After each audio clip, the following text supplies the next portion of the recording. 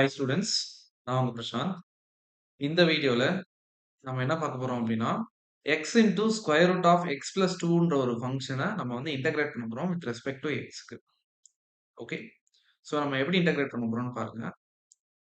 Here we have I is equals to integral x square root of x plus two dx. இது ஏன் நம்மளால டைரக்டா integrate பண்ண முடியல அப்படின்னா, கொஞ்சம் நல்லா கவனிங்க. பைனாமியல் டேர்ம்க்கு பவர் வந்து 1/2 இருக்கு. இந்த மாதிரி இருந்தா நம்மளால எக்ஸ்பேண்டும் பண்ண முடியாது. அதனால தான் நம்ம டைரக்ட்டா நம்மளால இன்டகிரேட் பண்ண முடியல. அதுக்கு பதிலா என்ன சார் பண்ணணும் அப்படின்னு கேட்டீங்கன்னா, we are going for substitution method. So I'm going to take what? t is equals to x plus 2. அப்படி t equal to x plus 2ன்னு எடுத்தா நம்ம என்ன பண்ணலாம்னா, we are going to differentiate it anyway. So we will be getting dt on our left hand side, dt by dx on our left hand side, 1 on our right hand side. ஏன்னா x plus 2 differentiate பண்ணா I'll be getting 1 only. So dt is equals to dx ன்னு கிடைக்கும் நமக்கு. Okay, dx வந்து right hand side போயிடும். 1 into dx is dx. இப்போ நான் வந்து சப்ஸ்டிட்யூட் பண்ண போறேன். I is equals to integral square root of tன்னு வந்துரும். dx க்கு பதிலா dt போட போறோம். Then what about x? x க்கு பதிலா என்ன போடலாம்? See, x க்கு பதிலா நம்ம என்ன பண்ணலாம்னா, நம்ம வந்து t is equal to x plus 2ன்னு எடுத்தோமா, அதுல இருந்து x ஓட வேல்யூ கிடைக்குமா? x is equals to t minus 2. Correct? Okay. இப்போ instead of x I'm going to substitute t minus 2. So இப்போ next stepல okay, I is equals to இங்க t square root of t வந்து t power 1/2ன்னு எழுதலாம். அந்த t power 1/2 நான் வந்து என்ன பண்ண போறேன்? t கூடயும் 2 கூடயும் மல்டிப்ளை பண்ண போறேன்.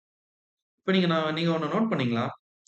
இங்க பைனாமியல் டேர்ம்க்கு ஐ மீன் சப்ஸ்டிடியூஷன் பண்றதுக்கு முன்னாடி கொஸ்டின்ல பைனாமியல் டேர்ம்க்கு பவர் வந்து 1/2ன்னு இருந்தது.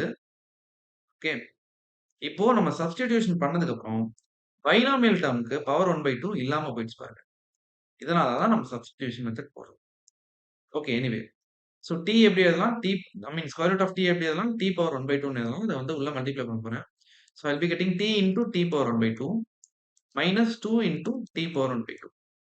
Okay, dt. ஒண்ணும் இல்ல. இதை வந்து 2 கூடயும் t கூடயும் மல்டிப்ளை பண்றேன். Okay, fine.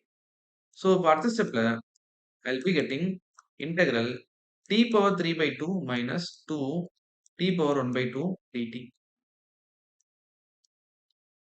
ஓகே, ஸோ இப்போ நார்மலா இன்டகிரேட் பண்ணும்.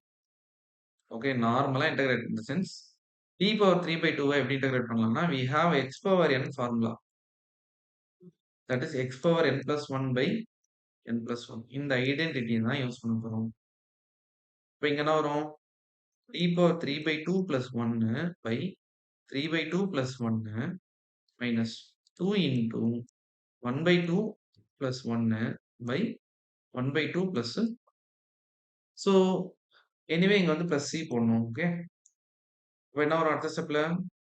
t பவர் 5/2 by 5/2ன்னு வரும். அந்த 2 வந்து மேல போயிடுச்சுன்னா 2 by 5 minus here it is 4 into t power 3/2 by 3 plus c. So இதோட ஆன்சர் முடிஞ்சிச்சா அப்படின்னு கேட்டீங்கன்னா டெஃபினெட்லி இல்ல. பிகாஸ் நம்மளோட கொஸ்டின் வந்து இன் டர்ம்ஸ் ஆஃப் எக்ஸ்ல இருக்கிறதுனால ஆன்சரும் இன் டர்ம்ஸ் ஆஃப் எக்ஸ்ல தான் இருக்கணும். ஸோ அதனால நான் என்ன பண்றேன்? I'm just substituting my t value. t என்னது? It is x plus 2. So our final answer is I is equals to 2 into x plus 2 the whole power 5/2 by 5 minus 4 into x plus 2 the whole power 3/2 by 3 plus c. So this is our final answer. So நம்ம next video next problem எடுத்து solve பண்ணுவோம். Stay tuned. Thank you so much.